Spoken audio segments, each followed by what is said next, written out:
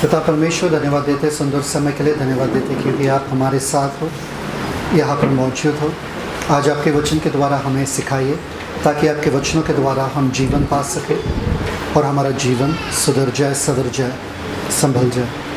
धन्यवाद पिता कि आपने लोगोस को भेजा ताकि वो लोगोस देहधारी होकर हमारे जीवन में आए, और आज हम वो लोगों से भरे हुए हैं।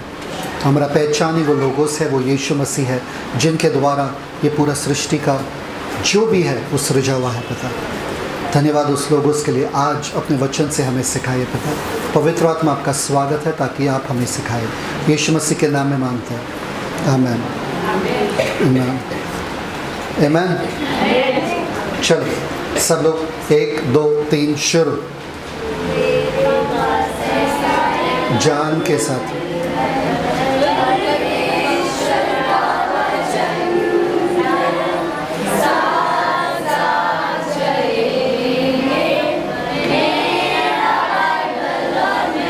Good job. यहाँ पर बाइबल नहीं है किसी का? Good job. बाइबल में अद्भुत काम करेंगे। परफेक्ट। पहले एक दूसरे के साथ साथ चलो, फिर बाइबल के साथ चलो, ठीक है? ओके। लास्ट टाइम हमने सीखा था लोगोस के बारे में। लोगोस वो शक्ति, वो सामर्थ्य, वो सोच, वो शब्द जिनके द्वारा ये पूरा सृष्टि का रचना किया गया है। यूनानी लोग और यहूदी लोगों के दिमाग में क्या था हमने देखा था। उनको पता था कि ये पूरे सृष्टि के पीछे एक सिंहासन पर कोई तो बैठा है जो ये पूरे सृष्टि का मकसद, क्योंकि अगर कोई भी चीज़ आप करते हो उसके पीछे एक उद्देश्य, उसके पीछे एक मकसद है। तो जब भी ज्ञानी लोग इस सृष्टि को देखते थे उनको पता था इस सृष्टि के पीछे कोई ना कोई तो मकसद है, कोई ना कोई तो वजह है। आज वो वजह हम जानेंगे और देखेंगे अच्छे रीति से। एक तो यूनानी लोग थे और दूसरे कौन थे? यहूदी लोग। यूनानी लोग क्या सोचते थे? यहूदी लोग क्या सोचते थे? दबार। दबार मतलब क्या? वो सोच जो शब्द बन जाता है जिसमें इतना सामर्थ्य है कि पूरा सृष्टि का रचना हुआ, ठीक है? और दूसरा यूनानी लोग क्या सोचते हैं? लोगोस। लोगोस का मतलब वो उद्देश्य, वो लॉजिक, वो मकसद, वो सोच जिसके द्वारा पूरा सृष्टि रचाया गया है, ठीक है? और यहाँ पर हमने देखा था कि यूनानी लोगों के दिमाग में ये था कि एक आत्मिक दुनिया है, एक शारीरिक दुनिया है। आत्मिक दुनिया और शारीरिक दुनिया का मेल नहीं होता है। क्यों? क्योंकि वो लोग बहुत ही पवित्र है जो आत्मिक दुनिया में रहते हैं, और शारीरिक दुनिया बहुत ही दुष्ट है, बहुत ही पाप से भरा हुआ है। तो उन दोनों का मेल नहीं है। परंतु ज्ञानी लोगों ने पता किया अगर उन दोनों का मेल है तो भी एक ही चीज़ दोनों को मिलाता है, वो है उन्होंने शब्द दिया लोगोस। क्योंकि वो कहते हैं आत्मिक दुनिया ने कैसे तो भी करके शारीरिक दुनिया बनाया है, मतलब कभी ना कभी यहाँ पर आए थे बनाने के लिए। तो किसने बनाया? उन्होंने वो शब्द दिया लोगोस, जिसके बारे में हम आज सीखेंगे। परंतु वो ये नहीं कहते थे कि वो लोगोस आत्मिक है, वो ये नहीं कहते थे कि वो लोगोस परमेश्वर है। इसलिए यूहन्ना जब भी अपना किताब खोलते हैं वो बोलते आदि में वचन था। क्या था? आदि में वचन था, और वचन परमेश्वर के सामने था, और वचन स्वयं परमेश्वर था।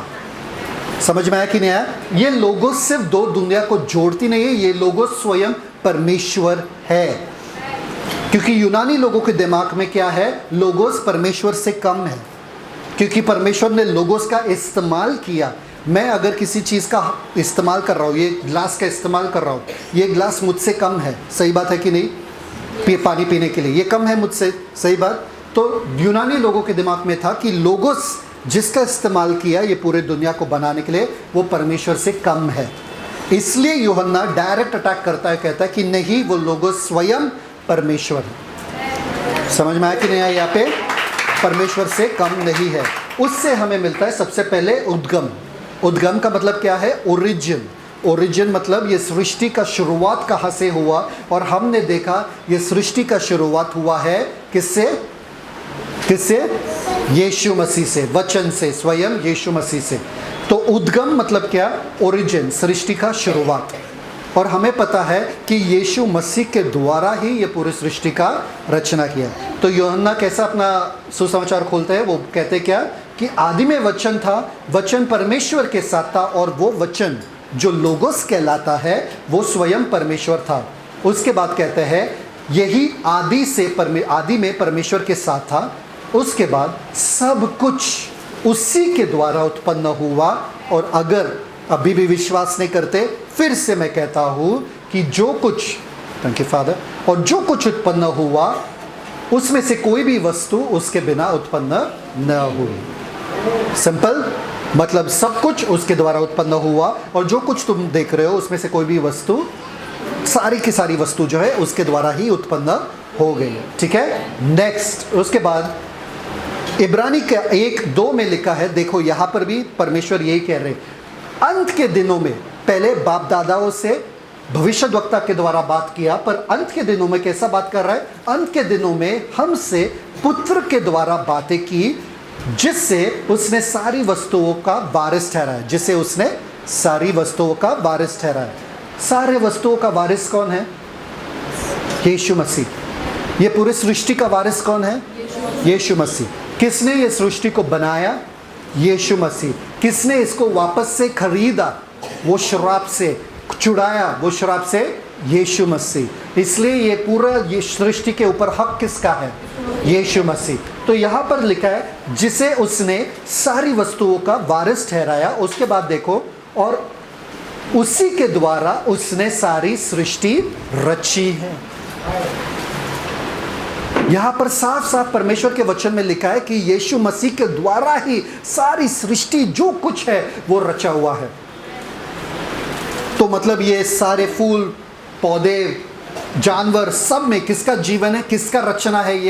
ये सुंदरता कहाँ से आ रहा है? यीशु मसीह की तरफ से आ रहा है। खुशबू कहाँ से आता है? यीशु मसीह की तरफ से आता है। फूल इतने अलग अलग कैसे? जब भी आप ये देखते हो तो कारीगरी जिसने बनाया है उनका स्तुति आपको करना चाहिए। जब भी समुद्र में खड़े रहते, इतना विशाल समुद्र किसने बनाया? यीशु मसीह ने। सूरज जो इतना खूबसूरत लगता है, सब लोग फोटो निकालते हैं जब वो डूब रहा है, 1 सेकंड में वो डूब, किसने बनाया? यीशु मसीह ने। समझ में आ रहा है कि नहीं आ रहा है? तो आपको जानना जरूरी है कि यीशु मसीह का कितने सुंदर है, कितने खूबसूरत है। अगर वो इतने खूबसूरत और इतना सुंदर है तो आपके जीवन को सुंदर नहीं बना सकते क्या? बना सकते। आमीन। तो यहाँ पर घोषणा किया गया है कि उसी के द्वारा, ये सत्य है, उसने सारी सृष्टि रची है। मतलब परमेश्वर ने यीशु मसीह के द्वारा सारी सृष्टि रची है। उसके बाद देखो, क्योंकि उसी में सारी वस्तुओं की सृष्टि की गई है, और सारी वस्तुएं जो है उसी के द्वारा और उसी के लिए सृजी गई है। लास्ट टाइम हमने सीखा था कि यीशु मसीह के द्वारा बनाया गया है और यीशु मसीह के लिए बनाया गया है। समझ में आया कि नहीं है? किसके लिए बनाया गया है? ठीक है। उद्देश्य क्या है ये पूरे सृष्टि का? अगर मैं एक साइकिल बनाऊं और वो साइकिल आयुषी को दे दूं, तो वो साइकिल किसके लिए बना है? आयुषी के लिए। और वो क्या करेगी उस साइकिल का? फेंक देगी, किसी और को देगी? नहीं, इस्तेमाल करेगी। ठीक है। अभी साइना जाएगा, बोले मुझे साइकिल दो, मेरा साइकिल है, तो आयुषी बोलेगी कि नहीं तुम्हारा साइकिल है, मेरा नहीं है। नहीं, इन्हीं के लिए बनाया गया है, इन्हीं का हक है, इनका ही रहेगा। भले वो इस्तेमाल करेगी पर इन्हीं का नाम है उस साइकिल के ऊपर। समझ में आ रहा है कि नहीं आ रहा है? तो ये पूरा दुनिया किसका है? भले आप प्रॉपर्टी पेपर्स पे आपका नाम है, वो प्रॉपर्टी आपका नहीं है। किसका है? तो जितना भी प्रॉपर्टी आप खरीद लो सब यीशु मसीह का ही है। रेंट पे आप हो ही, आप भाड़े पे ही हो। समझ में आ रहा है कि नहीं आ रहा है? वो आने वाला है, अपना प्रॉपर्टी वापस लेकर जाने वाला है। तो तुम्हारा जितना भी पैसा गया प्रॉपर्टी डालने में और खरीदने में और सब, वो कुछ काम का नहीं आने वाला, अंत में हमारा ही होगा। Thank you. एक कागज से पता नहीं चलता। ये कागज जो परमेश्वर ने स्वयं लिखा है, जिसका पूरा सृष्टि है, उन्होंने कागज पे लिखा है क्या? ये पूरा प्रॉपर्टी मेरे यीशु का है। समझ में आ रहा है कि नहीं आ रहा है? तो प्रॉपर्टी के पीछे मत भागो, यीशु के पीछे भागो। प्रॉपर्टी सारा तुम्हारा ही है। आमीन। तो इस पे हमने देखा क्या? सारी वस्तुएं उसके द्वारा, उसी के लिए, उसी के लिए आपको सृजा गया। किसके लिए? तो आप जियोगे किसके लिए? समझ में आया कि नहीं आया? सरल बात है। मुझे बनाया गया यीशु के लिए, मैं जीऊँगा यीशु के लिए। अगर मैं कुछ और करूँगा ज़िंदगी में तो मुझे सुख नहीं मिलेगा, मुझे शांति नहीं मिलेगा। एक मछली को पानी से निकालो तो वो क्या, अगर पानी में है उसको पता है कि मुझे बनाया गया है ताकि मैं पानी में रहूं, मुझे बनाया गया है ताकि मैं मसीह में रहूं, वही में मेरा सुख है, वही में मेरा शांति है। समझ में आया? परफेक्ट। अगर आपका सुख और शांति थोड़ा हलचल हो रहा है वहाँ पे, देख लो अपने आप को, फट से यीशु में आ जाओ, वापस से सुकून मिलेगा, शांति मिलेगी। ओके, नेक्स्ट देखो इब्रानी 1 उसके ही आगे 10 और 12 में क्या लिखा है, ध्यान से देखना। हे प्रभु, आदि में तूने पृथ्वी की नींव डाली, ठीक है, तूने पृथ्वी की नींव डाली और स्वर्ग तेरे हाथों की कारीगरी है। यहां तक सबको समझ में आया? हे प्रभु, पृथ्वी की नींव डाली है और स्वर्ग तेरे हाथों की कारीगरी है। उसके बाद वे तो नाश हो जाएंगे परंतु तू बना रहेगा। ओ कम ऑन, उठ जाओ। मतलब जो कुछ सुंदरता, जो कुछ ये सब देख रहे हो, जिसके पीछे ये दुनिया ने मन लगाया है, सब नाश होगा। हालेलुया। सब नाश होगा परंतु कौन बना रहेगा? जिसने बनाया वो बना रहेगा। तो किसके पीछे भागोगे आप? आप सृष्टि के पीछे भागोगे या सृजनहार के पीछे भागोगे? जिसने बनाया। भाई अगर मुझे पता चल रहा है कि यहाँ पर बाढ़ आने वाला है और यहाँ पर नाव है, कहाँ पर मैं जाऊंगा? जाहिर सी बात है, मैं यहाँ पर क्यों खड़ा रहूंगा? नहीं मेरा मन है, नहीं मेरा प्रॉपर्टी मेरा ये, नहीं मेरा मन ही नहीं लग, मैं नाव में फट से चढ़ जाऊंगा। क्यों? मुझे मालूम है यहाँ पर बाढ़ आ रहा है। तो मुझे मालूम अगर पड़ रहा है कि ये पूरा सृष्टि सब कुछ नाश होने वाला है, पैसा धन दौलत कुछ नहीं रहेगा, सब नाश होने वाला है। हमने ऐसे भी दौर देखे हैं यहाँ पे इंडिया में जहाँ पर लोग गड्डी नोट का फेंक रहे थे कचरे में, कुछ काम का नहीं था, जला रहे थे, फेंक रहे थे। देखा कि नहीं देखा? डिमोनेटाइजेशन में देखा ना क्या हुआ था? वो पैसा का क्या हुआ? कुछ नहीं वैल्यू। भिखारी भी उसका कर नहीं सकता था, कुछ कचरे में फेंका पड़ा था। सब नाश होगा। इसी के लिए तुम अपने बच्चों से दूर रहते हो, काम करते हो दिन भर और सारा बीमारी लेकर बस बैठे हो और मेरा ये कर रहे हो, जो नाश होने वाला, नाशवंत चीजों के पीछे भाग रहे हो। इसलिए यीशु मसीह ने कहा उसके लिए परिश्रम मत करना जो नाशवंत है, उसके लिए परिश्रम करना जो मैं देने वाला हूं तुम्हें, जो अनंत काल तक रहेगा। अरे थके हुए हो क्योंकि नाशवंत चीजों के पीछे भाग रहे हो। जो कुछ दिख रहा है वो नाश होगा, जो नहीं दिखा, इसलिए हम अनदेखी बातों पर मन लगाते, देखी बातों पर नहीं, ठीक है। परंतु तू बना रहेगा, ध्यान देना यहाँ पे। उसके बाद तू वही है और तेरे वर्षों का अंत न होगा। मतलब तू सदा सदा का है। अनंत काल को परमेश्वर ने बना। थोड़ा अपने दिमाग में डालने की कोशिश करो। अनंत काल जिसका कभी शुरू नहीं होता है, जिसका कभी अंत नहीं होता है, उसको परमेश्वर ने बनाया। अपने दिमाग में डालने की कोशिश करो। अनंत काल का कोई शुरुआत है क्या? कोई अंत है क्या? उसका भी शुरुआत परमेश्वर ने बना। इतना बड़ा आपका परमेश्वर है, इतना महान आपका परमेश्वर है। और उसके बाद देखो यहाँ पे, हे हमारे प्रभु, प्रकाशित वाक्य उसका 4:11 में, हे हमारे प्रभु, हे और परमेश्वर, तू ही महिमा और आदर और सामर्थ के योग्य है। क्यों? सब लोग बोलो, महिमा, आदर और सामर्थ के योग्य है। हे मेरे प्रभु, हे हमारे प्रभु, हे परमेश्वर, तू ही योग्य है। क्यों योग्य है? चलो पूछते, इन्हीं से पूछते, यूहन्ना से ही पूछते। क्यों क्यों क्यों? देखो वहां पे, क्योंकि तू ही ने सब वस्तुएं सृजी। मतलब ये सब कुछ परमेश्वर ने ही बनाया। तो ये सृष्टि का हम पूजा करेंगे कि परमेश्वर का? ये सृष्टि के चीजों के पीछे भागेंगे कि परमेश्वर के पीछे भागेंगे? वहां पर लिखा है, हे परमेश्वर और हे हमारे प्रभु और परमेश्वर, तू ही महिमा और आदर और सामर्थ के योग्य है, क्योंकि तू ही ने सब वस्तुएं सृजी और वो तेरी इच्छा से थी और सृजी गई है। मतलब तुम्हारे लिए, तुम्हारी इच्छा के लिए सब सृजी गई है। मतलब जब तुम चाहो इसको खत्म कर सकते हो, जब तुम चाहो इसको खड़ा कर सकते हो। इस पे मन मत लगाना, इन चीजों पे मन मत लगाना।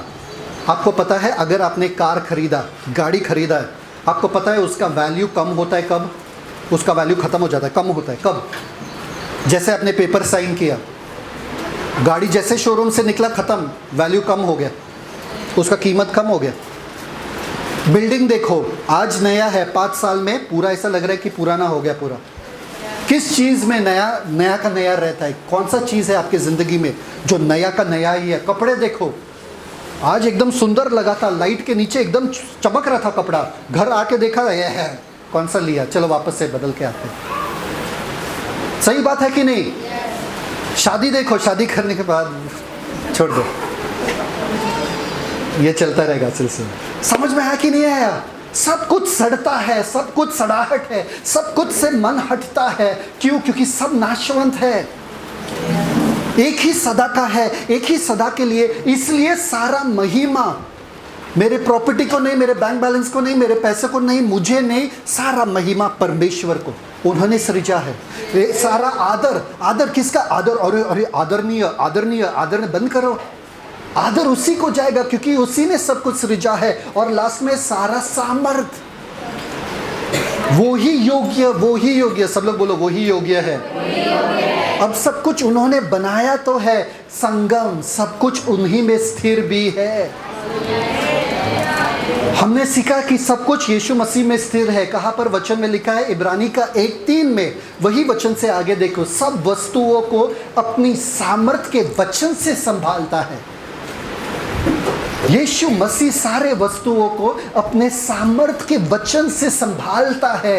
ये संभला हुआ क्यों है? क्योंकि यीशु मसीह संभाल रहे हैं। अगर यीशु मसीह ने चाहा तो अब के अब सब खत्म हो सकता है। उसी यीशु का आप स्तुति और आराधना पूजा करते हो, उसी यीशु को आप मानते हो जो सब कुछ पकड़ के रखा है। और कुछ लोग आ जाते हैं और बोलते हैं नहीं नहीं, हम यीशु में विश्वास नहीं करते। मत करो, वचन में लिखा है। कहाँ पर जाओगे? बाढ़ में झोंका जाएगा। जाओ। ओहो, अपने सामर्थ के वचन से सब कुछ संभालता है। नेक्स्ट, कोलोसियों का 1:17 में लिखा है, और सब वस्तुएं उसी में स्थिर रहती है। आपको पता है साइंस ने प्रूव किया है, ध्यान देना यहाँ पे क्योंकि आप ये कभी नहीं सीखोगे। ये जो ज़मीन पे आप खड़े हो ना, ये ज़मीन सॉलिड नहीं है, ये लिक्विड है। ये मतलब एटम से बना है। एटम मतलब मालूम है, छोटे छोटे ऐसे दाने से बना है, जो दाने कॉन्स्टेंटली एनर्जी से जुड़े हुए हैं। कोई तो शक्ति उनको साथ में रख रहा है जिसकी वजह से आपको लगता है कि ये स्थिर है, वरना ये स्थिर नहीं है। कॉन्स्टेंटली एनर्जी चल रहा है इसमें, ऊर्जा चल रहा है इसमें। साइंस ने बोला एटम एक दूसरे को पकड़ के रखते हैं। वो ऊर्जा जो है, वो एक दूसरे को पकड़ने का जो संगम है, वो यीशु मसीह है। इसलिए मैं खड़ा रह सकता हूँ यहाँ पे, इसलिए मैं बाइक चला सकता हूँ, इसलिए मैं ये सब कुछ कर सकता हूँ, ये ग्लास पकड़ सकता हूँ। ये तो कोई ऊर्जा है जिससे पकड़ के रखा है ये ग्लास को भी। जिस दिन यीशु मसीह ने चाहा सब कुछ छोड़ दे, खत्म। कितने बच्चे ऐसे कहते ना, छोड़ दो, छोड़ा अच्छा ठीक है जाओ। फिर मार खा के आते हैं, फिर बाद में क्यों छोड़ा, तुमको ही जाना था, जाओ। एक दिन ऐसा आएगा जो यीशु मसीह सब कुछ छोड़ दे अपने हालत पे। आपको कहाँ पर रहना है? इन चीज़ों के बीच में या यीशु के साथ? ये आपको तय करना है, ठीक है। यीशु मसीह में ही सारे वस्तुएं क्या स्थिर रहती है। मेरा जीवन अगर स्थिर है, मेरा शरीर अगर स्थिर है, वो यीशु मसीह के वजह से और किसी वजह से नहीं। मेरे खाने की वजह से नहीं, मेरे दवा की वजह से नहीं, मेरे डॉक्टर की वजह से नहीं, यीशु मसीह के वजह से आज मैं स्थिर हूँ और मैं अपने मानसिक संतुलन मेरा बना हुआ है। वरना इतना प्रेशर से जाने के बाद तो किसी का भी मानसिक संतुलन खराब हो सकता था। पर आज आप यहाँ पर बैठे हो, ये परमेश्वर का अनुग्रह है यीशु मसीह के द्वारा। यीशु मसीह ने आपके हृदय को स्थिर रखा है। वचन में लिखा है, मेरा हृदय स्थिर है परमेश्वर, क्योंकि मैं तुझ पर भरोसा रखता हूँ। मेरा हृदय स्थिर है। आमीन। उसके बाद देखते हैं, मैं ही अल्फा उद्गम और मैं ही ओमेगा हूँ। परमगम का मतलब मालूम है आपको, बोला था कि सबसे बड़ा उद्देश्य, सबसे बड़ा लक्ष्य पूरे ब्रह्मांड का। ठीक है। प्रकाशित वाक्य उसका 1:8 में लिखा है, मैं ही अल्फा, मतलब शुरुआत मुझसे हुई है और अंत भी मुझी से होगा। शुरुआत मुझसे हुई है, अंत भी मुझी से होगा। ये देख लो यहाँ पे, बाद में उन लोगों को निहारो। अल्फा मतलब उद्गम और ओमेगा मतलब परमगम। मतलब शुरुआत मुझसे हुआ है, यीशु मसीह कह रहा है, अंत भी मुझसे होगा और बीच में इसको संभाल के रखने वाला संगम भी मैं ही हूं।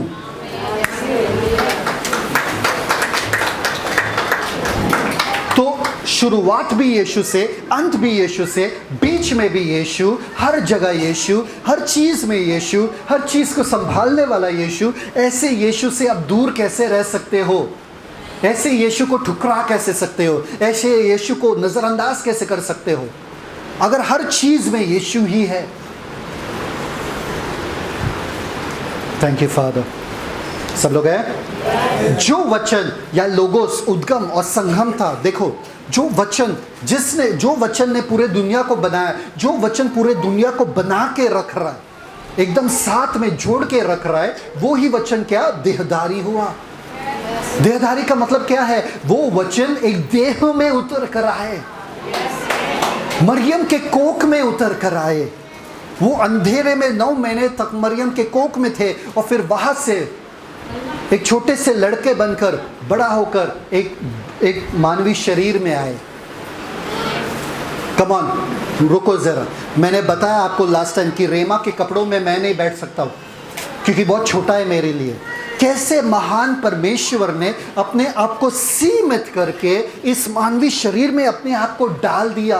पूरा सृष्टि देख रहा है, स्वर्गदूत देख रहे, बोल रहे क्या किया ये? परमेश्वर जिसके महिमा को हम कभी देख नहीं पाए, वो परमेश्वर आके मानवीय शरीर में आकर यहाँ क्यों? इन लोगों के लिए क्यों इतना प्यार? ये लोग जिनके पास टाइम ही नहीं है चर्च आने के लिए, टाइम नहीं है प्रार्थना करने के लिए, टाइम नहीं है वचन पढ़ने के लिए, उनको वचन समझ में नहीं आता है, उनको यीशु से लेना देना नहीं है, इन लोगों के लिए आपने इतना बड़ा बलिदान क्यों दिया? और इतना ही नहीं कि मनुष्य बने, इतना कि क्रूस तक चले गए और एक दर्दनाक मौत सहे हमारे लिए। क्यों? वो वहां से यहां तक क्यों? सबसे ऊंचे से लेके सबसे नीचे तक यीशु बने आपके लिए, मेरे लिए। वही यीशु जिनके लिए आपके पास टाइम नहीं है प्रार्थना करने के लिए, वचन पढ़ने के लिए और चर्च आने के लिए। वही यीशु जब आप आंखें बंद करते हो आपको नींद ज्यादा प्यारा आता है, यीशु कम। इतना बलिदान अगर आप अपने बच्चों के लिए दो और वो बच्चे आपके चेहरे पे थूक के चले जाए, कल आप क्या करोगे? बताओ मुझे। थप्पड़ मार के जाए, अरे आपको गाली भी दे और आपको इज्जत से अगर पेश ना आए तो आपका दिल टूट जाएगा। आप पे थूके, थप्पड़ मारे और आपको खत्म करे ताकि आप लहूलुहान हो जाए, क्या करोगे आप ऐसे बच्चों का? फिर भी प्यार करोगे? नहीं, मुमकिन ही नहीं। आप सोचोगे इतना बलिदान 9 महीने तक वो बलिदान देखो जो यीशु मसीह ने दिया, ये 9 महीने का तो कम है, कुछ मायने नहीं रखता है उसके सामने। क्योंकि आपने एक ही को या 2 या 3 या 5 उतने लोगों को जन्म दिया, बस। उन्होंने पूरे सृष्टि को, और हर एक ने उसको ठुकराया, हर एक ने उसको नकारा, हर एक उसका विरुद्ध गया, हर एक बच्चा तो लायक निकलता है तो आप थोड़े तो खुश हो। ये सब के सब निकल गए वैसे। Thank you father. वचन देहधारी हुआ, हमारे बीच में आए। एक बार एक आदमी जो बैठा था वो क्रिसमस में आग के पास बैठा था क्योंकि बर्फ गिर रहा था बाहर। उसके पत्नी ने और उसके बच्चों ने कहा आ जाओ चर्च जाते हैं। वो बोला नहीं, मुझे चर्च में विश्वास नहीं है, मुझे चर्च नहीं जाना है। तो वो चले गए। जब वो सुकून से बैठा था अपने घर में, ठप करके दरवाजे पे कुछ आया, वापस से खिड़की पे आया, ठप करके वापस से खिड़की पे आया कुछ। और उन्होंने देखा कि एक चिड़िया जो है वो कोशिश कर रही है अंदर आने के लिए, क्योंकि उनको गर्माहट दिख रहा है, उनको वो आग दिख रहा है, पर उनको समझ में नहीं आ रहा है, वो पंछी उनको समझ में नहीं आ रहा है कैसा अंदर आने का। और वो ग्लास से, वो खिड़की के आईने से ठप करके टकरा रही है और गिर रही है, और अपने आप को एकदम थक गई थी। तो उन्होंने सोचा मैं बाहर जाके उनको अंदर ले लूं, तो वो बाहर गया तो वो उड़ के भागने लगे डर के मारे इनसे कि ये आके मुझे पकड़ ना ले, मुझे ख़त्म ना करे, डर के मारे। और वो बोल रहे, वो सोचने लगा, बोलने लगा, काश मैं उनको बता सकता था कि अंदर आओ, मैं तुम्हारा ख्याल रखना चाहता हूँ, मैं तुम्हें गर्माहट देना चाहता हूँ, मैं तुम्हें हानि नहीं पहुँचाना चाहता हूँ। हाँ, अगर मैं खुद वो पंछी बनकर उस पंछी को बताता था तो वो शायद मेरे पीछे हो लेता था। उसने अपने खिड़की, अपना दरवाज़ा खोला जो जहाँ पर सारे जानवर को रखते, उनके पास भी वो पंछी था, उनको वो बाहर भेजा, तो वो पंछी भागते भागते अपने घर में वापस आ गया। वो पंछी भी, दूसरा जो बाहर थी, वो भी भागते भागते इसके पीछे घर पे आ गया। यही हुआ। परमेश्वर ने कहा मैं लोगों को बताना चाहता हूँ कि नरक का रास्ता गलत है, मत जाओ। कैसे बताऊँ मैं परमेश्वर, वो मनुष्य। और यीशु मसीह देहधारी हुआ और हमारे बीच में आकर हमको सही राह दिखाया और बोला मार्ग, सत्य और जीवन वही है। पिता के पास जाना है, जहां पर मैं हूं तुम भी आ जाओ। वचन देहधारी हुआ। सब लोग बोलो वचन देहधारी हुआ। और उसके बाद और अनुग्रह सच्चाई से परिपूर्ण होकर हमारे बीच में डेरा किया। ओह, जिस लोगोस ने दुनिया को बनाया, जिस लोगोस ने पूरे सृष्टि को संभाल के रखा है, अपने सामर्थ्य के वचन के द्वारा संभाल के रखा है, वो लोगोस स्वयं हमारे बीच में। क्या आपको पता चल रहा है इसका मतलब? कोई मंत्री या कोई बड़े लोग आते, आपके घर में ही आते, तो आप ऐसे हो जाते, मेरे घर आए, खड़े ही रहते हो, आप बैठते नहीं हो। परमेश्वर स्वयं कैसे हमारे बीच में आए और क्या किया, और हमने उसकी ऐसी महिमा देखी। यूहन्ना कह रहे, कहां पर देखे यूहन्ना? वो माउंट ऑफ ट्रांसफिगरेशन पे, याद है आप लोगों को बताया, पहाड़ के ऊपर उन्होंने अपने 3 शिष्यों को लिया और बताया, अपने महिमा को दिखाया। हमने उसकी ऐसी महिमा देखी जैसे पिता के एकलौते की महिमा। ओह,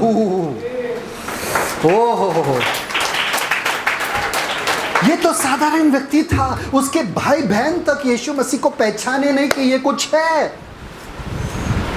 और यूहन्ना कह रहा है हमने देखा है, उनके महिमा को देखा है, स्वयं चखा है, उन्होंने अपने पूरे महिमा को दिखाया हमें। ओह, बहुत खूबसूरत था। लोगोस जब स्वयं हमारे बीच में आए, उसके बाद देखो क्या कहते हैं। देखो, एक बार उस ज़माने में जब टीवी इतना मतलब एक्सेस नहीं था सबको, मोबाइल नहीं थे किसी के पास, तो टेप रिकॉर्डर रहता था जिसमें हम कैसेट डाल डाल के गाना सुनते थे, है ना। बाहर के लोग तो पिक्चर के गाने सुनते थे, हमारे पास तो सिर्फ यीशु मसीह के गाने सुनने के लिए था, तो हम टेप लाते थे, जिसे हम ऐसे छोटे वाले टेप, ठीक है, तो कैसेट जिसे हम कहते हैं। उस ज़माने में मैंने सुना एक बहुत बढ़िया गाना जो कहते हैं रुआ। सबको पता है गाना रुआ, रुआ, वो वाला गाना, ठीक है। और हमने सुना कि कौन है ये, तो एक बड़ा सा मीटिंग आयोजित किया गया था, ऑर्गेनाइज किया गया था, और उसमें बताया गया था हमको कि धर्मेंद्र आ रहे। कौन आ रहे? धर्मेंद्र। जिसको नहीं पता है वो एक्टर है, इंडियन एक्टर है, ठीक है। तो वो आ रहे, तो हम खुश हो गए, पुणे शहर में धर्मेंद्र आ रहे, चलो ज़िंदगी में एक एक्टर देखने को मिलेगा। और वो क्रिश्चियन मीटिंग था, तो किसी ने बताया कि धर्मेंद्र को गुड न्यूज़ दिया गया है, सुसमाचार दिया गया है, वो भी आ रहे वहाँ पे। हम गए सब, वहाँ पर जाने के बाद हमने देखा कि धर्मेंद्र तो नहीं आए, 3 फिरंगी लोग आए, बाहर देश से आए, और टाई सूट पहन के खड़े होके हारमोनियम पेटी और तबला बजा रहे। 2 पेटी बजा रहे, 1 तबला बजा रहे। एक श्रीलंका से, एक इंग्लैंड से था और एक कनाडा से था। और हम बोले ये कौन है, कब धर्मेंद्र, कब धर्मेंद्र। फिर बीच रास्ते में हमको पता चला कि धर्मेंद्र आ ही नहीं रहे, ये 3 के 3 ही रहेंगे। फिर उन्होंने दूसरा गाना गाया, आँखों को बंद कर लूँ यस तुझे जाने ना दूँ। फिर उसके बाद तीसरा गाना गाया, यहोवा यहोवा यहोवा यहोवा। फिर उसके बाद सुंदर मेरा यस सुंदर है। एक के बाद एक के बाद एक के बाद गाना, पर दिमाग में चल रहा है धर्मेंद्र क्यों नहीं आया। हमारे साथ धोखा हुआ, हम इतने दूर आए धर्मेंद्र को देखने, ये कौन है, सूट टाई पहन के क्लासिकल इंडियन गाना गा रहे, पेटी लेकर पहले बार देख रहे। कोई कोट पहन के तबला तो नहीं बजाता है खड़े रह के, कोई नहीं बजाता है। जिसको भी देखो तबला बजाने वाले वो बैठ के ही बजाते हैं। ये पास्टर, 3 पास्टर यहाँ पे खड़े हैं। और फिर बाद में पता चला कि उसी मीटिंग के बाद मैं फैन हो गया इन गानों का। मैं बोला ऐसा गाना हमने कभी सुना ही नहीं, क्योंकि उस टाइम का गाने कैसे था, सारी सृष्टि के मालिक, अच्छे वाले थे, ठीक है। पर ये क्लासिकल, ये उर्दू वाले गाने, यहोवा यहोवा इतना पसंद आया।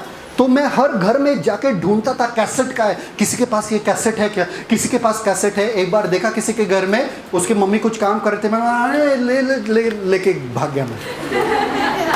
और बैठ के सुन के लिखता था, सुन उर्दू समझ में नहीं आता था तभी, तो मैं सुन के कुछ भी शब्द डालता था अपने खुद का, भले वो गलत रहे, पर मैं गाता था बिंदास। जाके चर्च में ट्राई करता था, सब लोग ये क्या गा रहा है, क्या कुछ समझ में नहीं आया क्या गा रहा है, पर मुझे मजा आता था तभी।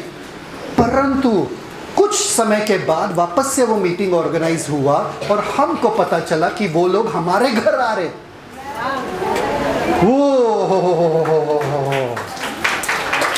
माय गुडनेस, मम्मी ने चिकन बनाया, बिरयानी बनाया, ये बना वो बनाया पूरा। ओ पहले बार जिंदगी में चिकन में मेरा दिलचस्पी नहीं था, मुझे फर्क नहीं पड़ा चिकन बनाए क्या बना।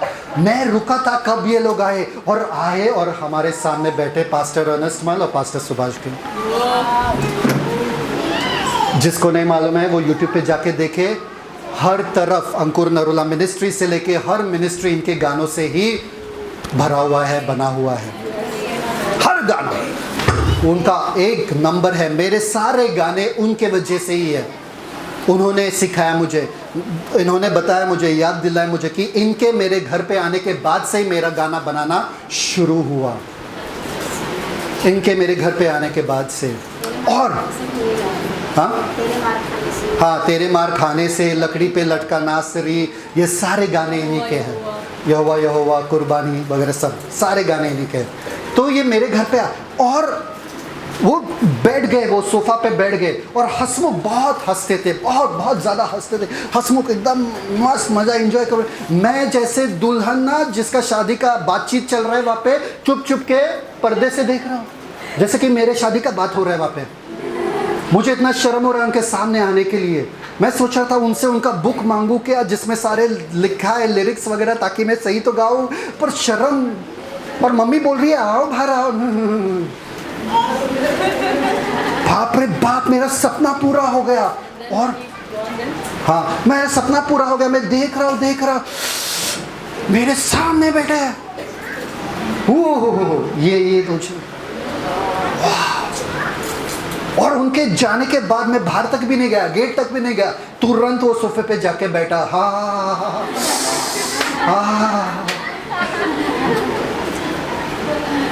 ये होता है जब कोई खास आपके घर पे आता है, ये होता है आपका हश्र।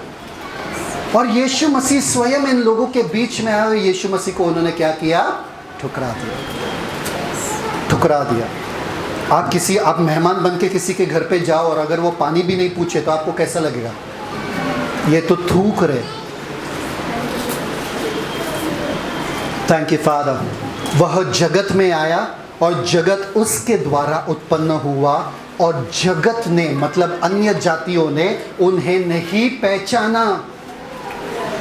वो जगत में आया, जगत उसके द्वारा उत्पन्न हुआ, और अन्य जाति मतलब जगत ने उसे नहीं पहचाना। तो उसने सोचा रहेगा कि ठीक है, जगत में आया, जगत ने नहीं पहचाना, गांव वालों में के बीच में आया, गांव ने नहीं पहचाना, मैं खुद के घर तो जाओ। तो इसलिए वो क्या लिखा है नेक्स्ट, कि वह अपने घर आया यरूशलेम में।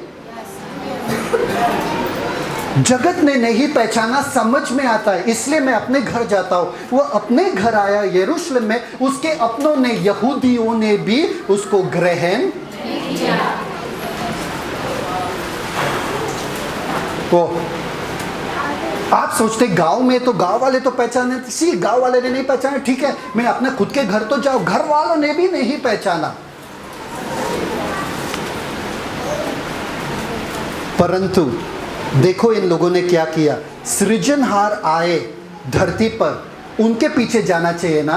किसके पीछे गए मालूम है क्या? रोमियो में लिखा है, रोमियो 1:25 में लिखा है, क्योंकि उन्होंने परमेश्वर की सच्चाई को बदलकर झूठ में बना डाला और क्या किया? और सृष्टि की उपासना और सेवा की, न कि उस सृजनहार का जो सदा धन्य है। आमेन। सब लोग है यहाँ पे? सबको समझ में आया मैंने क्या कहा? किसका उपासना किया, किसका सेवा किया?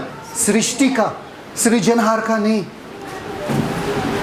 अरे सृजनहार खुद आए तुम्हारे बीच में और तुम उसके कार्य का सेवा कर रहे हो, कार्य का उपासना कर रहे हो, पर उनको ठुकरा रहे हो। इसलिए गए ये लोग किसके पीछे? गाय, बैल, भैंस, सांप,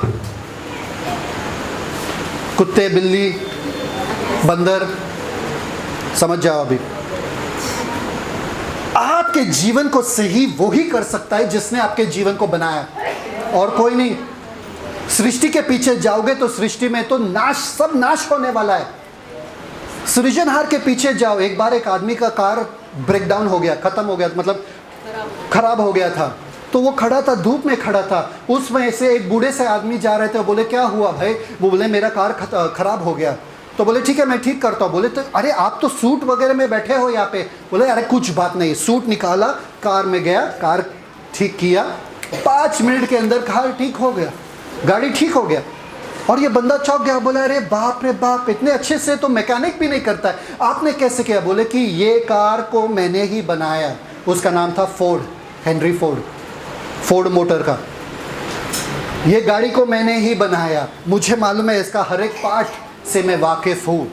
परमेश्वर के पास आओ, जो परमेश्वर ने आपको बनाया वो ही आपको ठीक कर सकता है, और कोई नहीं। मैकेनिक के पास जाना बंद करो, डॉक्टर के पास जाना बंद करो। आओ परमेश्वर, आपने मुझे बनाया, आप ही ठीक करो। हर एक पार्ट जानता है, आपके हृदय में क्या चल रहा है, आपके लंग्स में क्या चल रहा है, उनको तो रिपोर्ट निकालना पड़ता है। ये स्वयं ही आपको परिपूर्ण करेंगे। ओ हो। इसलिए लोगोस क्या है? उद्गम, संगम और परमगम। उद्गम हुआ सृष्टि का शुरुआत, संगम हुआ सृष्टि को बनाए रख रहा, और परमगम, परमगम का मतलब क्या है? उद्देश्य। अभी देखो यहाँ पे इफिसियों का 3:9, ध्यान से देखना। किसने यीशु मसीह को नाकारा? किसने लोगोस को नाकारा? किसने? अन्य जाति ने और यहूदी ने। सब लोग बोलो अन्य जाति, यहूदी ने। और कहा जाए यीशु मसीह, और कहा जाए अगर अन्य जाति ने नकारा, यहूदियों ने नकारा, और कहा जाए, ये देखो पौलुस यहाँ पर उसका जवाब देता है। और सब पर यह बात प्रकाशित करूं कि उस भेद का प्रबंध क्या है जो सब के सृजनहार परमेश्वर में आदि से गुप्त था। ध्यान देना यहाँ पे ये क्या कर रहा है बंदा? सब चीजों का सृजनहार परमेश्वर में एक मकसद, ये पूरे दुनिया, ये पूरे ब्रह्मांड, ये पूरे सृष्टि का एक मकसद आदि से परमेश्वर में गुप्त था, छुपा हुआ था। यूनानी लोग ढूंढ रहे उस मकसद के लिए, यहूदी लोग ढूंढ रहे उस मकसद के लिए, किसी को वो मकसद नहीं मिला, वो छुपा हुआ था परमेश्वर में। और देखो वो इफिसियों का 3:9 दूसरे ट्रांसलेशन में, और सभी मनुष्य को यह दिखाने की उस रहस्य की संगति क्या है जो जगत के आरंभ से ही उस परमेश्वर में छुपी हुई थी, जिसने यीशु मसीह के द्वारा सब कुछ सृजा है, सृजित किया गया है, या सब कुछ सृजा है। मतलब यीशु मसीह के द्वारा सब कुछ बनाया, पर इस मकसद को परमेश्वर ने छुपाया कि क्यों बनाया ये। और जब तक आपको मकसद नहीं मिलता है, आप ये सृष्टि में रह ही नहीं सकते हो। आप हमेशा निराश, उदास और ये रह सकते हो, क्योंकि आपको मकसद ही नहीं पता है। वो मकसद छुपा हुआ था। सब लोग बोलो वो मकसद छुपा हुआ था। मुझे जानना था कि वो मकसद है क्या सृष्टि का, पर वो छुपा हुआ था। किस में? परमेश्वर ने छुपाया। सब लोग बोलो परमेश्वर ने छुपाया। किसी को कुछ मिल रहा है? वो चाबी नहीं मिल रहा था किसी को। यूनानी लोग ढूंढ रहे थे, यहूदी लोग ढूंढ रहे थे, ये सृष्टि आखिर इतना खूबसूरत बनाया क्यों, किसके लिए बनाया, किसने बनाया, कैसे बनाया? वो लोगोस कोई तो है जिसने बनाया, पर एक गुप्त रहस्य परमेश्वर में छुपा हुआ था, बंद किया गया था। देखो वर्स 10, ओके, यूहन्ना का पहला अध्याय 10 और 11, ये देखा हमने। वो जगत में था और जगत उसी के द्वारा उत्पन्न हुई और जगत ने उससे नहीं पहचाना। वो अपने घर आया और उसके अपनों ने उसे ग्रहण नहीं किया, इसलिए उनके पास चाबी नहीं गया, उनको वो मकसद मिला ही नहीं। वो अभी भी लाचार, बेबस और वैसे ही पड़े हुए हैं, क्योंकि उन्होंने ग्रहण नहीं किया, क्योंकि उन्होंने पहचाना नहीं लोगोस को। जब लोगोस आया उन्होंने यीशु को पहचाना ही नहीं, इसलिए परमगम उनको मिला नहीं, मकसद उनको मिला नहीं। परमगम, ठीक है ओके, उद्देश्य परमगम उनके पास नहीं था। उनको समझ में आया उद्गम, उनको समझ में आया संगम, कि किसी ने बनाया और कोई तो रख रहा है साथ में, पर इसका मकसद क्या है छुपा हुआ था उनसे, परमेश्वर में छुपा हुआ था। परमेश्वर ने छुपाया इन लोगों से, और क्या हुआ आगे, परंतु कहानी बदलता है। ओ हो, शुरुआत होता है महिमा से, शुरुआत होता है बड़े धमाके से, आता है इतने गंदगी में कि कैसे लोगों ने लोगोस को नहीं पहचाना और नहीं ग्रहण किया। परंतु 12वें वचन में लिखा है, परंतु कहानी बदल जाता है, अन्य जाति के लिए नहीं, यहूदियों के लिए नहीं, एक नए कौम के लिए जो परमेश्वर अलग से प्रजा तैयार करते हैं और उनको वो बुलाता है क्या, जितनों ने उसे ग्रहण किया उसको उन्होंने परमेश्वर का संतान, सब लोग बोलो संतान। एक मिनट, क्या नहीं समझ में नहीं आपको लगता है। एक है अन्य जाति, एक है यहूदी, जो सृष्टि है परमेश्वर का। क्या है वो, जो परमेश्वर, जिसको परमेश्वर ने बनाया, सृष्टि है पर संतान नहीं। एक आप मेरे लिए काम करते हो, एक आप मुझसे पैदा हुए हो। एक आपको मैंने काम पे रखा, दो एक मुझसे पैदा हुआ है। कौन बेटर है, जिसको मैंने काम पे रखा है या जो मुझसे पैदा हुआ है? ओ हो, जितनों ने उससे ग्रहण किया, किसको, लोगोस को। देखो यहाँ पे, उसने उन्हें परमेश्वर के संतान होने का अधिकार, हक से अधिकार दिया, अर्थात उन्हें जो उसके नाम पर ओह, मतलब लोगोस को जब मैंने देखा, लोगोस जब मेरे सामने आया, मैंने उनके जैसा पहचाना नहीं, मैंने उनके जैसा ग्रहण नहीं, मैंने ग्रहण किया फट से। और जैसे मैंने ग्रहण किया, मैं अलग प्रजाति बन गया। मैं अलग कौन का बन गया, मैं अलग बन गया, ना अन्य जाति ना यहूदी, हम सब मसीह में एक है। मैं मसीह में बन गया। ओह, मतलब मैं घर के अंदर आया और पूरा सृष्टि घर के बाहर है। कौन सा बेटर है, बाहर बैठना कि अंदर बैठना? क्योंकि आपने कहा यीशु मसीह प्रभु है, आप घर के अंदर आ गए, आप संतान बन गए। सिर्फ विश्वास करने से, उन लोगों को भी बस विश्वास ही करना था, उन्होंने विश्वास नहीं किया, इसलिए वो बाहर के बाहर अभी भी भीख मांग रहे। सूरज देवता से, अग्नि देवता से, धरती देवता से, वायु देवता से भीख मांग रहे। हम लोग अंदर बैठ के गेम खेल रहे, हमको मालूम है हमारा तो रैप्चर होगा, हम तो हेवन ही जाएंगे, हम तो स्वर्ग ही जाएंगे, हमारा तो मजा ही मजा, जीना मसीह और मानो नफा। सुकून से बैठे तो कि हमारा तो संतान बन गए हम। ओह, लोगोस आए और तुरंत हमने अपनाया। हम ट्रेन में बैठ गए भैया, हम पहुंचने वाले।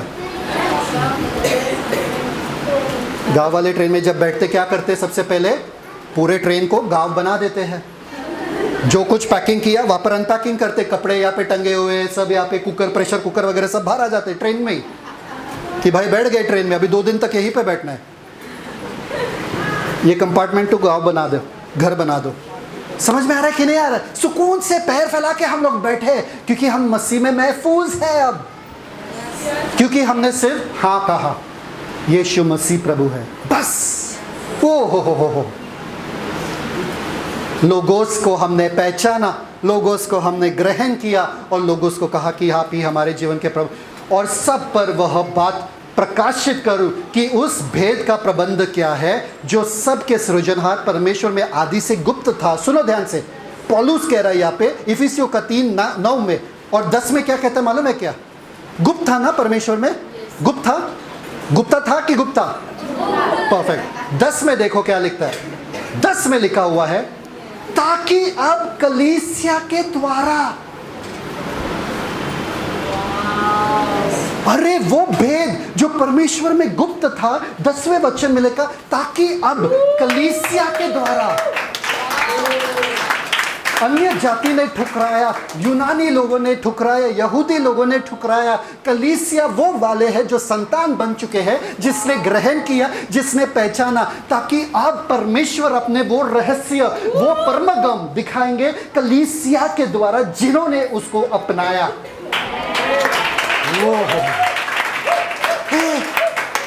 ज्ञानी लोग जिस चीज के लिए ढूंढ रहे, परमेश्वर आप मेरे द्वारा बताओगे। वो मुझ बेवकूफ को आपने चुना था कि बुद्धिमान को शांत। हो अरे MBA डिग्री लेकर बैठे हो फुकट का आप लोग, PhD डॉक्टर।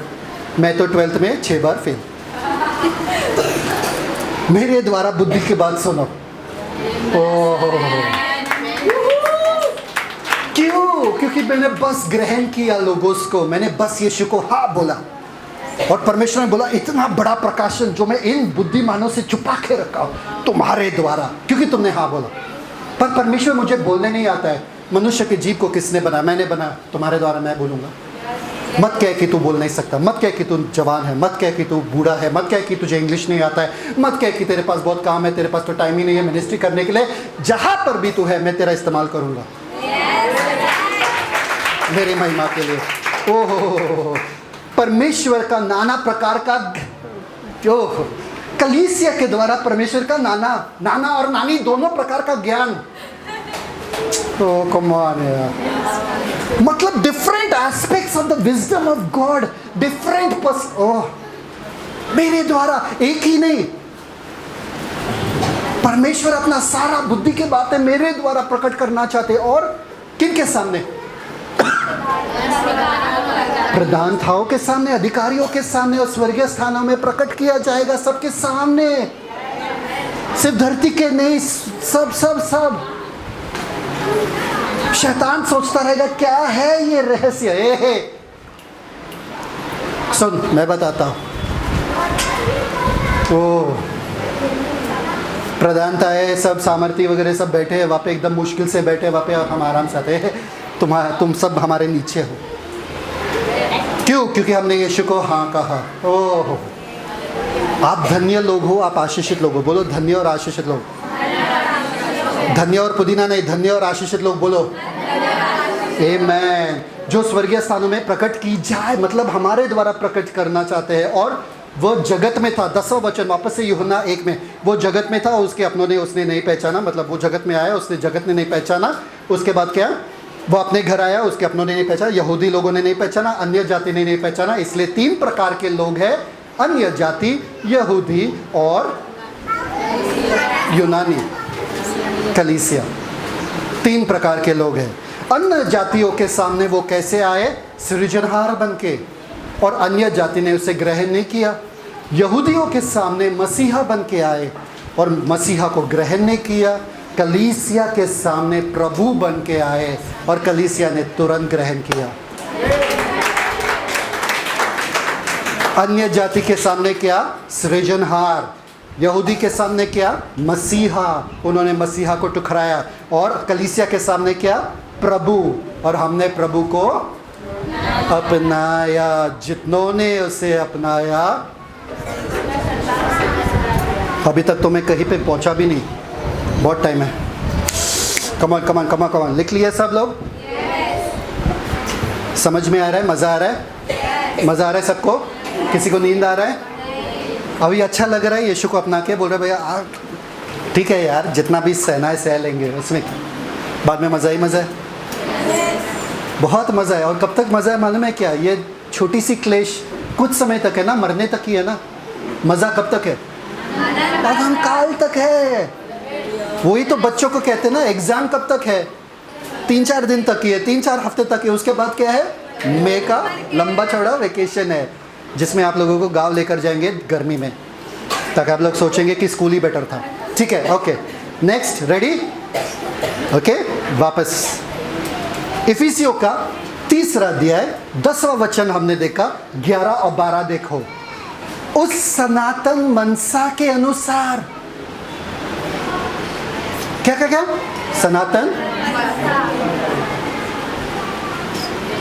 मतलब एक उद्देश्य था, एक मकसद था, उस सनातन मनसा के अनुसार जो उसने हमारे प्रभु यीशु मसीह में की थी। मतलब यीशु मसीह में जब वो सृष्टि बना रहे थे, एक मनसा था उनका, एक उद्देश्य था, एक मकसद था सनातन से, कि मैं कैसे सृष्टि बनाऊं जिससे मेरे यीशु मसीह को महिमा मिले। उस सनातन मनसा के अनुसार जो उसमें प्रभु यीशु मसीह में की थी, ओके, उसने यीशु मसीह में की थी। आगे नेक्स्ट, जिसमें हमको उस पर विश्वास, पढ़ो ना, अगर नीचे वाले बाइबल से नहीं पढ़ सकते हो इससे तो पढ़ो। जिसमें हमको, सब लोग बोलो हमको, बाजू वाले को बोलो, देखो मेरे चेहरे को, हमको, मेरे जैसों को, हमको उस पर विश्वास रखने से, सब लोग बोलो विश्वास रखने से। वही बात कह रहे जो यूहन्ना में कह रहे, जिसने विश्वास रखा उसके नाम पे। हाँ, केवल विश्वास रखने से क्या? हियाव भरोसे के साथ निकट आने का। जिस सृष्टि के सामने, सृजनहार के सामने कोई भी सृष्टि का जा नहीं सकता है, उनके निकट आने का हमारे पास हियाव है, अधिकार है, क्योंकि हमने विश्वास रखा। यीशु मसीह के द्वारा वो चाहते थे कि सारे बच्चे मेरे हो जाए,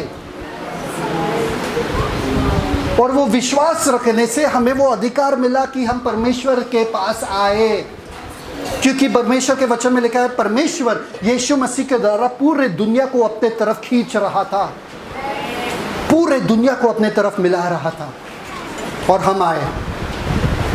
कम ऑन, मतलब मुझे चाबी, जिस चाबी के लिए ये सारे ज्ञानी लोग ढूंढ रहे थे, मुझे वो चाबी मिल गया।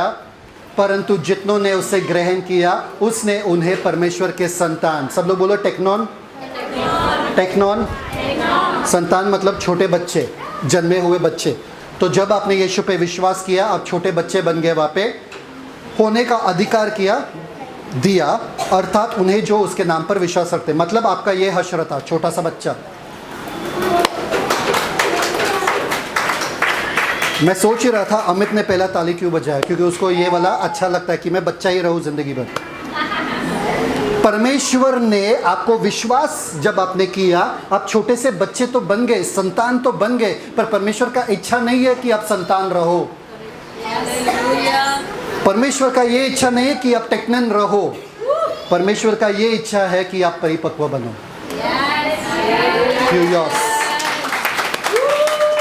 अब अमित का ताली नहीं आ रहा है, क्योंकि ये तो मुश्किल है, छोटा बच्चा बनना तो आसान है। तो आपका जिम्मेदारी ये है कि आपको वो छोटे बच्चे से बड़े होना है और आपको ह्यूयस बनना है। क्यों ह्यूयस?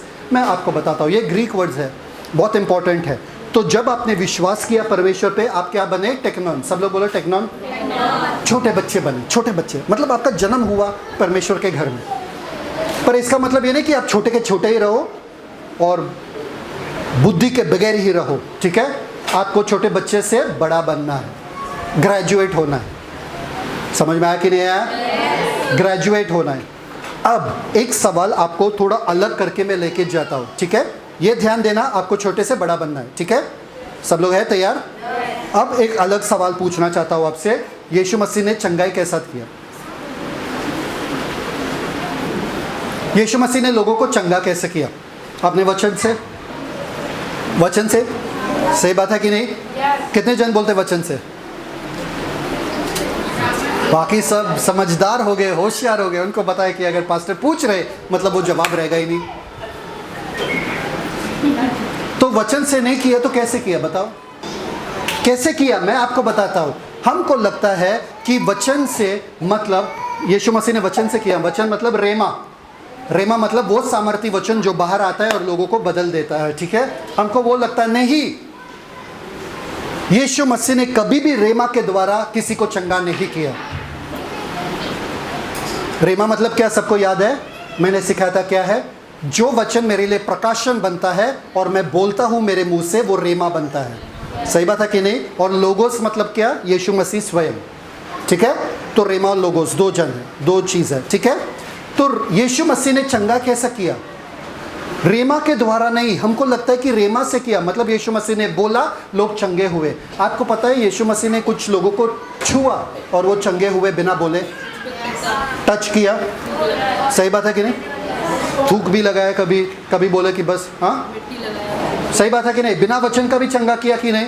पतरस ने भी अपने साये से लोगों को चंगा किया बिना कुछ बोले। पौलुस ने भी अपना हैंकी भेजा, अपना रुमाल भेजा और लोग चंगे हुए रुमाल से। रुमाल बोला क्या बापे? तो मतलब वचन के बगैर भी लोग चंगे हो सकते हैं? कैसे? अभी तो बोला लोगों से रेमा। ठीक है, मुझे विश्वास नहीं है आप पे पास्टर कि आप सही बोल रहे कि गलत बोल रहे। वचन से दिखाओ। ठीक है, थैंक यू पूछने के लिए, मैं वचन से दिखाता हूँ। वचन में लिखा है, भजन संहिता उसका 107:20 में, उसने अपने वचन, अभी आप बोलोगे ये तो पुराना नियम है। पुराना नियम तो इब्रानी में लिखा गया है, पुराने नियम को भी यूनानी में ट्रांसलेट किया गया है, तब वहाँ पर वर्ड लिया गया है लोगोस। उसने अपने लोगोस के द्वारा उनको चंगा करता और उनको गड्ढे में से, वे जिस गड्ढे में वो पड़े थे, उनको निकालता गया। किसके द्वारा? सब लोग बोलो लोगोस। तो लोगोस चंगा करता है कि नहीं? लोगोस गड्ढे में से निकालता है कि नहीं? रहना मेरे साथ, रहना मेरे साथ। ठीक है, यहाँ पे है। तो पुराने नियम में परमेश्वर ने कैसे लोगों को चंगा किया? लोगोस के द्वारा। कैसे लोगों को छुटकारा दिया? लोगोस के द्वारा। नए नियम में देखो वही बात हो रहा है कि नहीं? नए नियम में देखे मत्ती का 8:8, सूबेदार याद है सबको? ठीक है, सूबेदार ने उत्तर दिया, हे प्रभु, मैं इस योग्य नहीं कि आप मेरे घर के नीचे आ जाए या घर में आए, केवल आप एक शब्द लोगोस कह दीजिए और मेरा सेवक चंगा हो जाएगा। सूबेदार को भी पता था कि लोगोस में सामर्थ्य है, रेमा में नहीं, चंगा करने के लिए। फिर भी मैं विश्वास नहीं करता हूं पास्टर, आप फिर से एक और वचन दिखाओ। ठीक है, एक और वचन दिखाता हूं, आप इतने लोग फोर्स कर रहे हो तो। मत्ती का 8:16 देखो ध्यान से। जब संध्या हुई तब वे उसके पास आए, बहुत से लोगों को लाए जिसमें दुष्ट आत्माएं थी। क्या थे? दुष्ट आत्माएं थी। क्या हुआ? यीशु ने क्या किया फिर? और उसने उन आत्माओं को अपने वचन लोगोस से निकाल दिया और सब बीमारों को चंगा किया। किससे किया? लोगोस से। अभी आप सोच रहे लोगोस रेमा, लोगोस रेमा क्या बोल रहे पास्टर, कुछ समझ। अब पेट से समोसा समोसा कह रहे हैं, वही ग्रीक वर्ड समझ में आ रहा है और कुछ समझ में नहीं आ रहा है। मैं बताता हूँ, रुके रहना, जाना मत कहीं पे। ठीक है, रुके रहना। समझ में आया यहाँ पे? किसके द्वारा? लोगोस के द्वारा। मतलब यीशु मसीह ने सूबेदार ने कहा कि यीशु मसीह तुम्हारा लोगोस क्या है, वो काफ़ी है चंगा करने के लिए। यहाँ पर कह रहे कि दुष्ट आत्माओं को निकाला लोगोस से, यहाँ पर कह रहे बीमारों को चंगा किया लोगोस से। ठीक है, नेक्स्ट 450, आपको पता है वो नोबलमैन सन, वो अच्छा पुरुष का बेटा जो है, यीशु मसीह को कहा कि तुम मेरे घर पे आओ। यीशु मसीह ने कहा जब तक तुम चिन्ह चमत्कार नहीं देखोगे, तब तक तुम विश्वास नहीं करोगे। ठीक है, तुम्हारा बेटा ठीक हो गया। तो वो बंदा घर पे जाता है और उसको पता चलता है कि उसका बेटा ठीक हो गया उसी घड़ी, जिस घड़ी यीशु मसीह ने कहा। वहां पर भी यही लिखा है, यीशु ने उनसे कहा, जा तेरा पुत्र जीवित है। और मनुष्य ने यीशु की कही हुई बात लोगोस की प्रतीति की और वो चला गया और उसका बेटा चंगा हुआ। क्या चंगा करता है, रेमा या लोगोस? तो इससे क्या फर्क पड़ता है? हम चंगे तो हो गए ना, उससे क्या फर्क? लोगों ले। सही बात है। थैंक यू, अच्छा सवाल पूछा आप लोगों ने, थैंक यू सो मच। मेरे साथ बने रहना, ठीक है? मुझे तो मज़ा आ रहा है। ओके, हाँ पास्टर, आप तो हमेशा मज़ा करते हो, हमारे बारे में सोचते नहीं। Okay, next. यहाँ तक है सब मेरे साथ? साबित हुआ कि लोगों से ही चंगाई मिलता है? सब मुंडी हिला रहे, बोले हाँ भाई आगे जा। ठीक है, नेक्स्ट। तो रेमा है क्या? मेरी बेटी है, थैंक यू सो मच। रेमा है क्या? रेमा संगम है।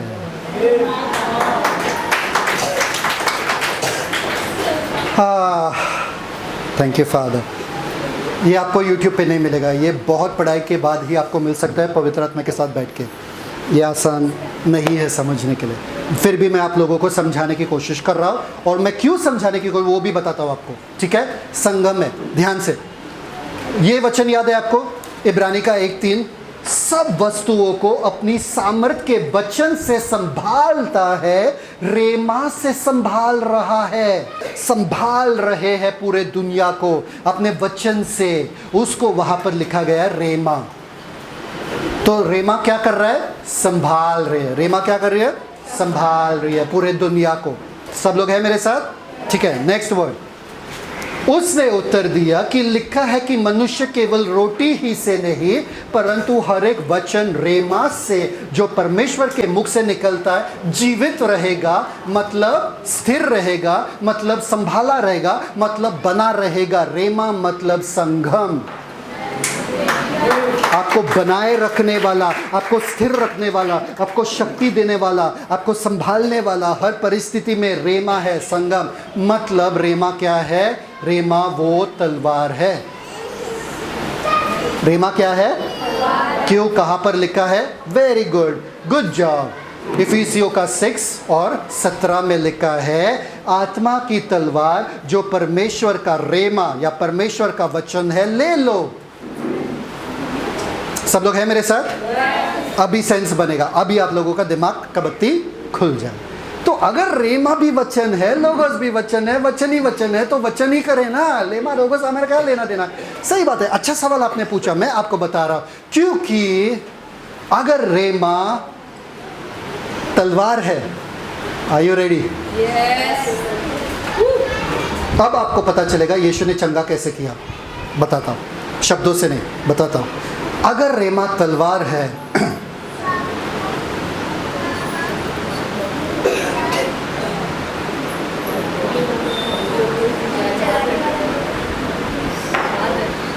क्या क्या लोगोस वो योद्धा है। ओह कम ऑन, उठ जाओ उठ जाओ उठ जाओ। अगर रेमा तलवार है जिससे मैं शैतान के हर तीर को, हर चीज को खत्म कर देता हूं, लोगोस मैं स्वयं हूं, क्योंकि लोगोस मुझ में है और मैं लोगोस में हूं। मतलब रेमा मेरा बोल ही है, जो मैं बोलता हूं। लोगोस मेरा पहचान है, जो मैं स्वयं हूं।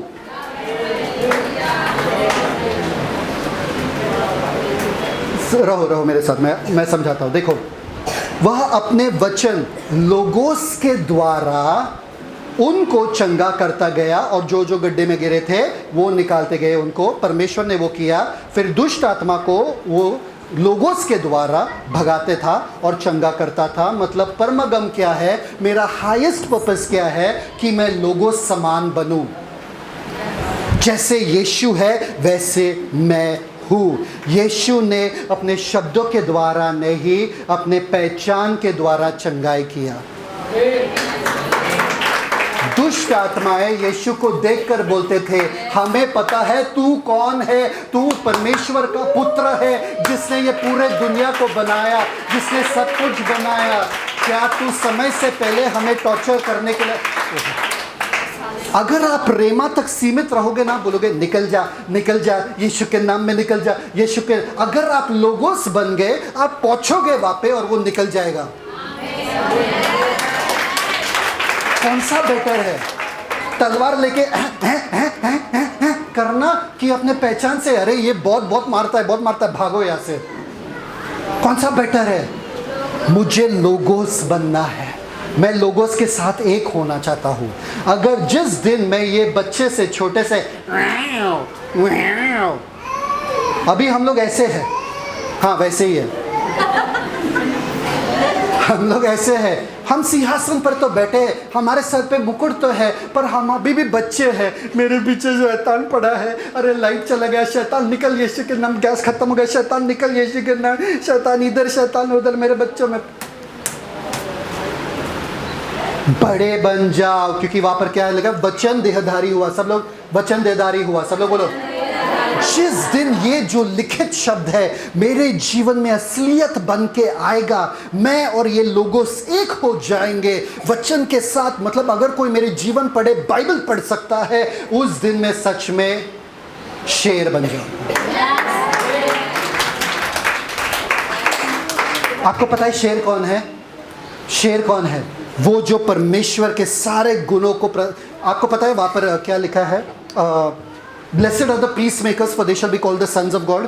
Blessed are the peacemakers. Peacemakers मतलब जो शांति कराते हैं, मेल मिलाप कराते हैं, वो धन्य है क्योंकि वो परमेश्वर के पुत्र कहलाएंगे। परमेश्वर का पुत्र का शब्द क्या है मालूम है वहां पे? हुयोस। क्योंकि वो शांति कराने वाले हैं। परमेश्वर के गुणों को जो प्रस्तुत करता है वो हुयोस बन चुके हैं। इसलिए यीशु ने कहा मैं अपने इच्छा करने नहीं वरन उसका इच्छा करने आया। तब वो हुयोस बन चुका है। आप लोगोस बनोगे, आप बड़े बन जाओगे, परिपक्व बन। एक मिनट, एक छोटा सा बच्चा रहता है जो बोलता है पापा दो ना मुझे, पापा दो ना मुझे, चॉकलेट चाहिए, चाहिए पापा दो, कैसा भी दो। बेटा पैसा नहीं है, बस दो दो दो दो दो, ठीक है। दूसरा एक बच्चा आता है अमित के जैसा, वो बोलता है क्या कि तुम्हारा बोझ जो है मैं उठाना चाहता हूं। क्या है तुम्हारा इच्छा क्या है? वो करना चाहता हूं। और फिर मैं बताऊंगा उनको, हाँ मेरा बेटा बड़ा हो गया, अमित बड़ा हो गया, अब ये कट करके स्टेटस पे जाएगा। समझ में आया कि नहीं आया? जब मेरा बेटा बड़ा होता है बोलता है पापा मेरे बारे में छोड़ो, आप क्या चाहते हो? मैं आपके बिजनेस में हाथ बटाना चाहता हूँ, मैं आपके बिजनेस को बढ़ाना चाहता हूँ, मैं आपके राज्य को बढ़ाना चाहता हूँ। वो ह्यूयस बन गया, वो बड़ा हो गया, वो लोगोस बन गया। और उसको देख के शैतान डरता है, कांपता है और भागता है। उसे मेहनत करने की जरूरत नहीं है। जहां पर पहुंचता है वहां पर आशीष ही आशीष रहता है। परिपक्व होने का समय आ चुका है। कैसे? जब ये वचन जो है, ये लोगोस जो है देहधारी होगा, हमारे जीवन में एक एक शब्द जो है हम पहनना शुरू करेंगे, हम बनना शुरू करेंगे, तब हम बड़े हो गए। इसलिए उद्गम लोगोस से हुआ, संगम रेमा से है, और आपका परमगम क्या है? लोगोस और रेमा दोनों। लोगोस और रेमा दोनों। ना केवल मेरे पर्सनालिटी, मेरा पहचान यीशु मसीह का है, मेरा शब्द भी यीशु मसीह का है। मतलब मेरे मुंह से ऐसे शब्द निकलेगा ही नहीं जो यीशु मसीह के मुंह से नहीं निकलेगा। मैं वही बोलूंगा जो यीशु मसीह बोलते, मैं वही करूंगा जो यीशु मसीह करते। क्योंकि यीशु मसीह ने कहा जो शब्द मैं बोल रहा हूं वो पिता के हैं, मेरे नहीं। जो कार्य मैं कर रहा हूं वो मेरे पिता को मैं देख रहा हूं, कैसा वो कार्य कर रहे मैं कर रहा हूं। जब वो छोटे थे उन्होंने मम्मी पापा से क्या कहा? क्या तुमको पता नहीं है कि मुझे मेरे पापा के व्यवहार में, व्यापार में, व्यवसाय में हाथ बटाना है, मतलब वही करना है मुझे। आपका उद्देश्य क्या है? आपका परमगम क्या है? बच्चों को संभालना, बच्चों को बड़ा करना, पैसा कमाना, बैंक बैलेंस बढ़ाना, प्रॉपर्टी बनाना, क्या है? या यीशु के जैसा जीना है, अपने प्रभु के जैसा जीना है, लोगोस के जैसा एक होना है। आपके लिए सब कुछ हो जाएगा। इसलिए स्वर्ग के राज्य को खोजो और परमेश्वर के तौर तरीकों को खोजो कि वो कैसा कर रहा है चीज़ों को। तब ये सारे वस्तुएं जो ये अन्य जाति ढूंढ रही है वो सब तुम्हारे पीछे हो लेगी, आएगी, सब का सब। तुमको भागने की जरूरत नहीं है। इसलिए आज अगर तुम भाग रहे हो मतलब तुम लोगों के साथ एक नहीं हो चुके हो, वचन के साथ एक नहीं हो चुके हो। इसलिए क्या? Thank you father. लोगोस मेरी पहचान है और रेमा मेरी शब्दावली है। जो मैं शब्द इस्तेमाल करता हूँ वो रेमा, और लोगोस मेरा पहचान है।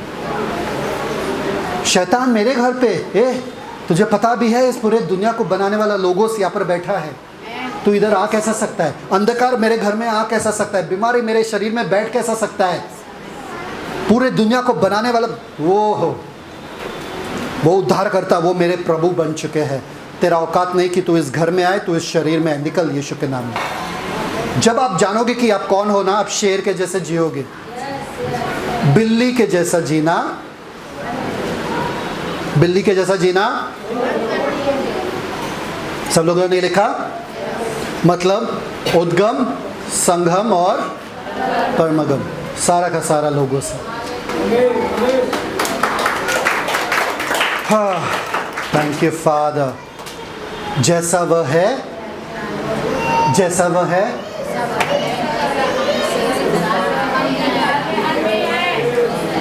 ओह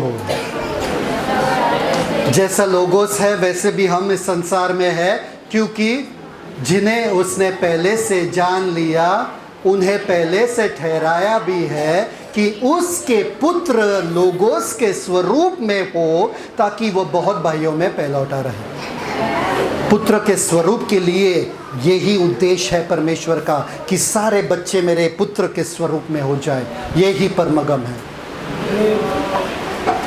यीशु के जैसे प्यार करो, यीशु के जैसे सैक्रिफाइस करो, बलिदान, यीशु के जैसे सामर्थ्य में चलो, यीशु के जैसे पिता के साथ एक रहो, यीशु के जैसे प्रार्थना में एकदम दिन रात मगन रहो, वचन में मगन रहो, वचन को एक कर दो, दुश्मनों से प्यार कर दो। जो कुछ वचन में लिखा है अपने जीवन में लागू करते रहना। यही आपका उद्देश्य है, यही वो चाबी है कि आपको बनाया गया है ताकि आप यीशु के जैसे हूबहू जियो, दिखो और रहो। आमीन। इसलिए क्या है, परंतु सबसे बड़ा परंतु क्या है कि जितनों ने उसे ग्रहण किया उन्हें परमेश्वर के संतान होने का अधिकार दिया, अर्थात उन्हें जो उसके नाम पर मैं संतान तो हो गया, पर अब मुझे पुत्र बनना है, मुझे परिपक्व पुत्र। एक बार एक पापा बैठे थे, अपने काम कर रहा था और बच्चा आ रहा था परेशान, पापा खेलो ना खेलो ना खेलो खेलो ना खेलो ना खेलो खेलो, जा वापस से बच्चे खेलो ना खेलो ना खेलो खेलो खेलो जा। तो पापा एकदम परेशान हो गए कि मुझे तो काम करना है। एक बहुत डिफ़िकल्ट पजल था, बहुत ही बड़ा पजल जो दुनिया का था। उसने दिया बेटे को, पूरा भर के फेंक दिया बेटे के पास और बोला इसको सॉल्व कर। इसको बनाने के बाद जब तुम पूरा चित्र बनाओगे पजल का, तभी का तभी, ये पूरे दुनिया का चित्र बनाओगे, तब भी मैं आऊँगा तुम्हारे साथ खेलने के लिए, बनाओ। और उसको पता था कि कोई बना नहीं सकता है, इतना मुश्किल है कि पापा ने खुद कभी नहीं बनाया। 15 मिनट के बाद ये बच्चा वापस आता है, पापा खेलो ना खेलो ना। मैंने बोला था ये पूरा बनाओ ना, बना दिया? बोला हाँ बना दिया। बोले कैसे?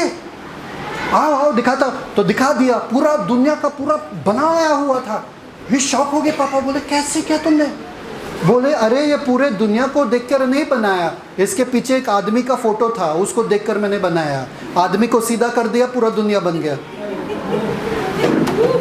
अगर आपके जीवन में यीशु है, आपका पूरा दुनिया बन जाएगा। पूरा दुनिया बनाने के चक्कर में मत रहो, बस यीशु को रखो अपने जीवन में। आपका पूरा का पूरा दुनिया आसानी से पिता परमेश्वर धन्यवाद देते आज के दिन के लिए, आज के वचन के लिए। होने दो कि आज के वचन के द्वारा हमारा जीवन बदल जाए। इस दिन के बाद हम समझे कि हमारा उद्देश्य, जीवन का उद्देश्य, उद्गम, संगम और परमगम सिर्फ यीशु और यीशु ही है। यीशु के जैसे जीना, यीशु के जैसे बनना, यीशु के जैसे बोलना, यीशु जैसे रहना, सब कुछ। जब भी हम वचन खोलते हैं, हमको हर पन्ने में यीशु देखना है। जब भी हम आंखें बंद करते हैं, हर सेकंड प्रार्थना में हमें यीशु देखना है पिता, ताकि उस लोगों के साथ हम एक हो जाए। और जैसे यीशु हमारे जीवन में बनते जाएंगे, हमारा पूरा दुनिया भी बनता जाएगा पिता। धन्यवाद आज के वचन के लिए, धन्यवाद हमसे बातें करने के लिए। यीशु मसीह के मीठे प्यारे जलाली नाम में मांगते, सुन, स्वीकार, कबूल कर। आमेन आमेन। Celebrate the Christ life. God bless you.